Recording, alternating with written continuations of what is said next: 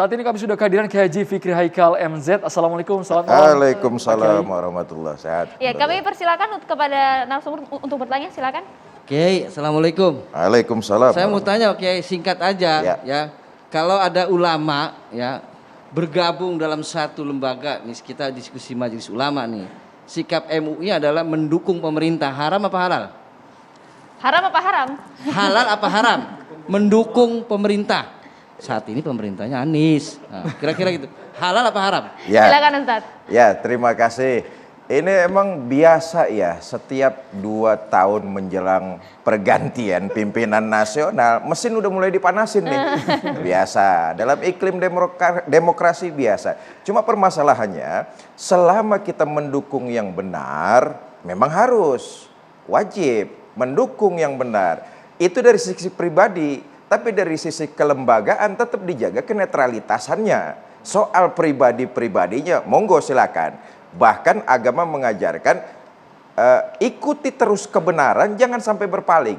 Nah, saya tadi mengikuti apa yang disampaikan oleh Bang Syarif, bahwa kalimat kemitraan MUI sebagai mitra dari pemerintah kota, selama itu berada pada koridor kebenaran, maka kita ikut.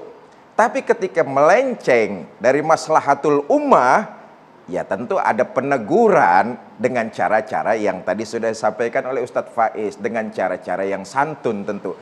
Tetapi sebagai sebuah lembaga, sepatutnya netral. Soal pilihan kemudian, monggo silakan. Nah, lembaga dan keanggotaan secara person ya, kita semua seyogyanya mengikuti nilai-nilai kebenaran. Jadi bukan mengikuti siapa yang bayar. Ketika mengikuti kebenaran, maka objektivitas akan terjaga. Jewernya pun, bahasa saya, jewernya pun enak. Tapi kalau sudah hilang objektivitasnya, ya wallahu alam. Sebab ulama ini jangan sampai seperti ulama macan di sirkus. Sangar memang, tapi ditonton orang jadi lucu-lucuan anak kecil. Tetaplah dia sangar, tetaplah dia mengaum, tetaplah dia jadi raja di tengah hutan belantara. Tetapi dengan satu konsep bahwa kita semua umat beragama di Indonesia, Republik tercinta, harus tetap mengikuti nilai-nilai kebenaran itu. Saya pikir begitu ya. Baik, yang lain mungkin Kang Maman ingin bertanya langsung kepada Pak Kiai. Tadi kita bahas tentang pentingnya ulama menguasai medsos. Ya. Itu kira-kira sampai sejauh mana ulama bisa menguasai medsos dan jadi dipahami oleh nalar publik sekarang?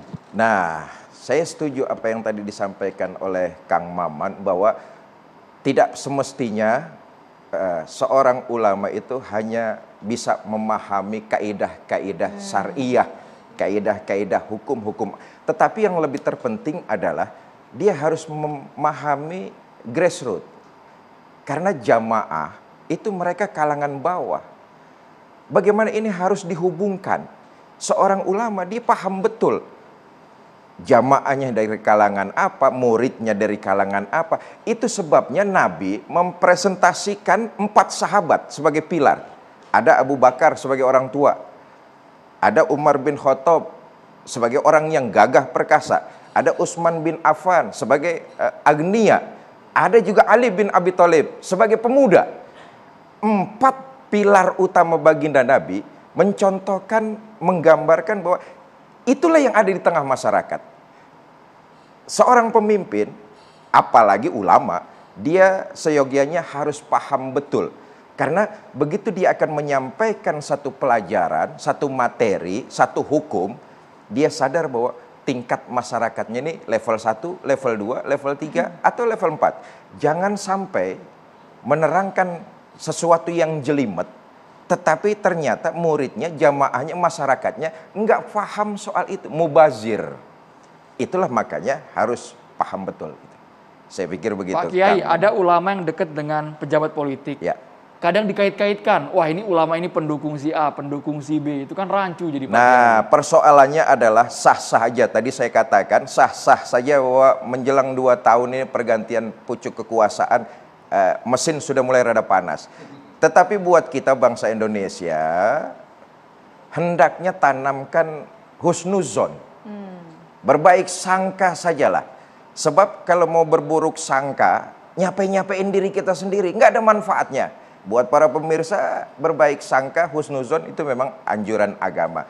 Tidak salah kalau ada ulama kemudian yang konotasinya dekat dengan pusat kekuasaan, entah itu di pusat, entah itu di daerah. Tetapi mungkin saja husnuzon, mungkin saja umaro tersebut, pemimpin tersebut mau mengkonsultasikan sebatas mana masyarakat kita, rakyat kita dalam hal beribadah sudah mendapat kenyamanan atau belum. Seyogyanya apa peran ulama, apa saran ulama terhadap kami pemerintah, itu husnuzon. Saya berpikir kita mesti husnuzon. Siapa tahu umaro tersebut meminta masukan dari ulama tentang hal-hal kemaslahatan umat.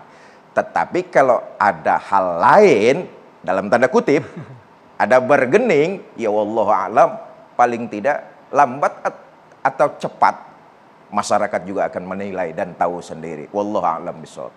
Oke, Ustadz, tapi kalau dari kitanya sendiri sebagai umat ya Ustadz, kadang kan untuk ya harusnya kan bertabayun, Ya. tapi bagaimana ya kita nih sebagai umat agar bisa selalu positif meskipun kita melihat tadi kan ya mungkin ada saja ulama yang memang dekat dengan si A, dekat dengan kekuasaan. Ya. Nah, agar tetap menjaga akar rumput ini tidak terpecah belah begitu. Nah, itulah makanya dengan diskusi seperti ini sebenarnya memberikan pendidikan kepada pemirsa, kepada masyarakat bahwa yang hadir di meja bundar ini cuma berbeda pikiran, berbeda ide. Ini kan mengedukasi.